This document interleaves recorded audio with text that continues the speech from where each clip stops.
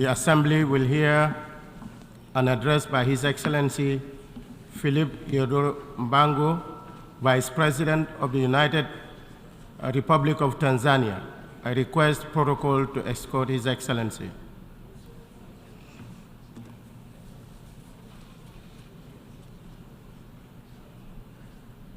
I have great pleasure in welcoming His Excellency Isdor Mpango, Vice President of the United Republic of Tanzania. I invite him to address the Assembly.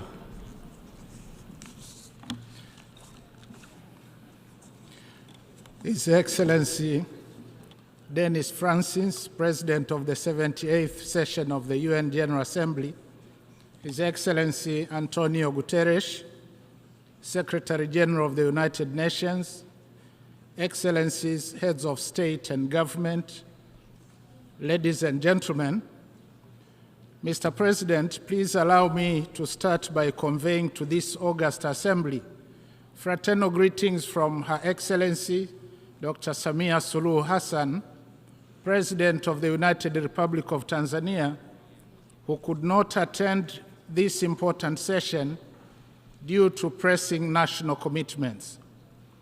It is a great honor and privilege to address the Assembly on her behalf and for the people of my country. I also wish to join those who have spoken before me in congratulating you, Mr. President, on your election to preside over the 78th session of the UN General Assembly. I pledge Tanzania's full support to your presidency. Similarly, I wish to pay tribute to your predecessor, His Excellency Kaba Korosis, who successfully steered the 77th session of the United Nations General Assembly. In the same way, I commend the Secretary General and the UN Secretariat for dedicated service to humanity in the face of many daunting global challenges. Mr. President, this year, the Assembly is meeting specifically in search of rebuilding trust and reigniting global solidarity. However, for decades now, the persistent voice of the Global South calling in the wilderness make straight the way toward peace, prosperity, progress, and sustainability for all has fallen on deaf ears. The hitherto strong historical solidarity, fraternity, and commitment to the principles of non-interference, equality between nations, and mutual benefit bequeathed to us by the UN founding fathers is withering away. As a result of this paralysis in multilateralism, we have now begun to witness shifting geopolitical tectonic plates and creation of new blocs, seeking to replace the now obviously dysfunctional world order. Trust among states has worn away, and there is erosion of the rule of law and a revert back to unilateralism. The effectiveness of the UN system and multilateral financial institutions is now being questioned more than ever before, calling for their immediate reform. All this is happening at a time when the world is reeling from the aftershocks of the COVID-19 pandemic, relentless wrath of climate change, horrendous armed conflicts, global food insecurity, looming energy and debt crisis, as well as stubborn poverty and growing inequality. Furthermore, implementation of the SDGs 2030 has been disappointing, mainly as a result of unfulfilled promises of finance and technology by the global north and limited fiscal space in most African countries. In order to rebuild trust, it is imperative that the global north walks the talk on its promises and listens to the voices of the global south. Analogously, the global south must re-engineer its domestic revenue mobilization effort including putting an end to hemorrhage of its natural resource wealth and illicit capital outflows. Mr. President, peace is undeniably a prerequisite for achieving the 2030 Agenda for Sustainable Development. Ironically, even in this 21st century, some nations are still firing guns and missiles at each other. However, the fact is that massive production of weapons and skyrocketing military spending on armed conflicts is compromising the promises we all made to the most vulnerable among us, that is, children, youth, women, and the poor, to build a better, prosperous world and create opportunities for all, leaving no one behind. In this regard, Tanzania highly commends the United Nations for its tireless efforts in maintaining international peace and security. We applaud the Secretary General's new Agenda for Peace, unveiled on 20th July 2023, which provides a greater vision for multilateral efforts towards peace and security on the basis of international law. I therefore implore each one of us in this assembly to give due consideration to the priorities stipulated therein, for they resonate very well with the spirit and essence of the theme of this assembly.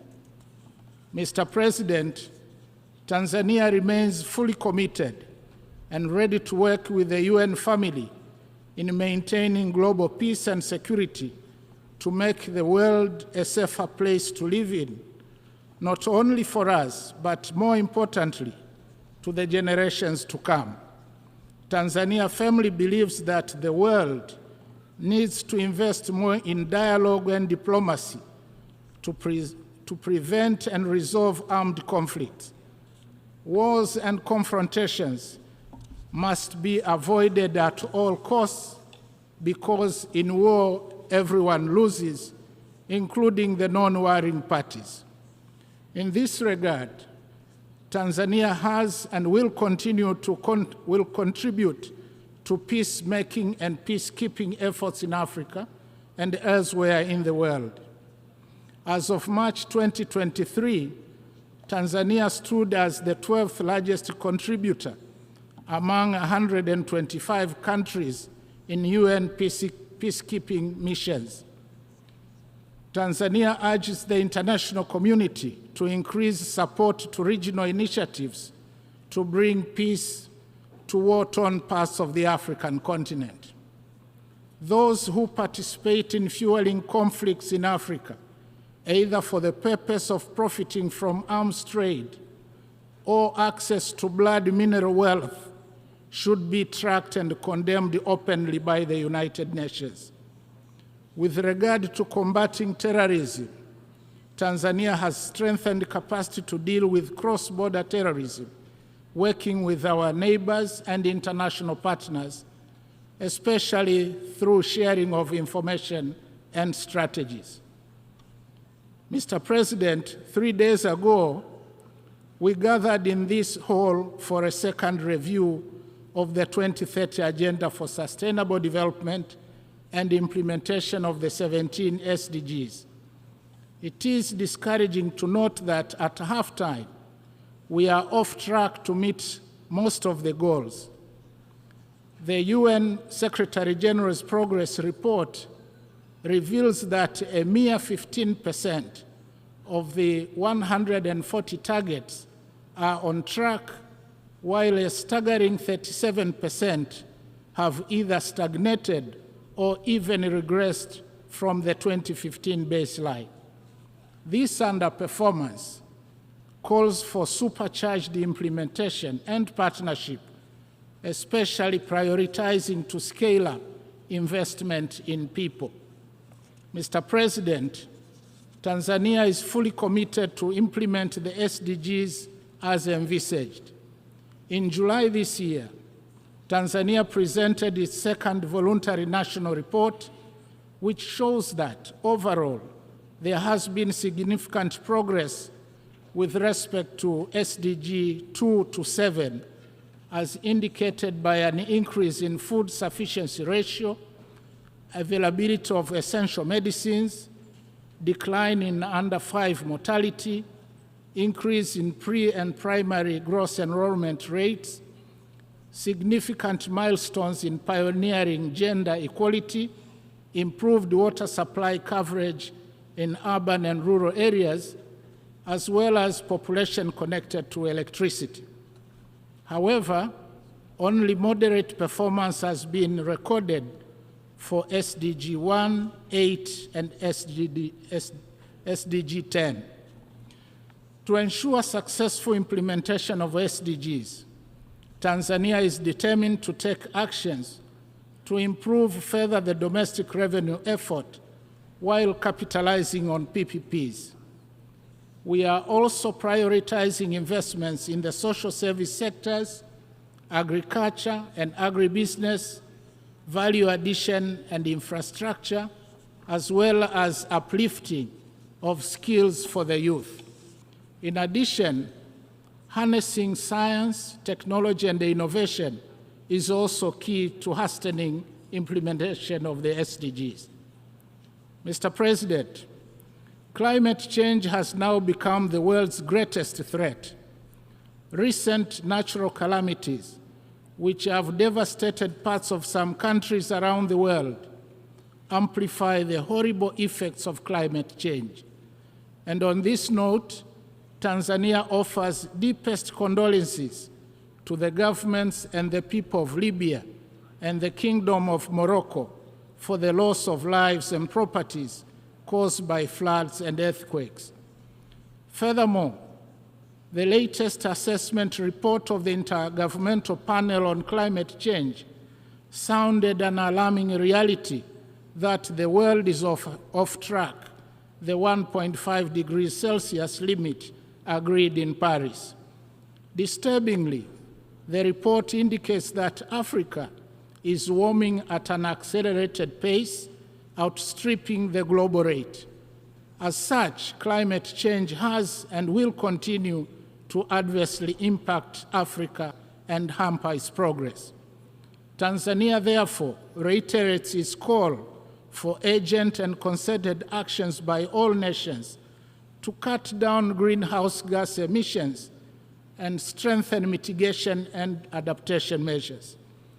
Together, we must create an enabling environment and facilitate investments needed to unlock resources for scaling up implementation of our climate commitments and decarbonization of the global economy.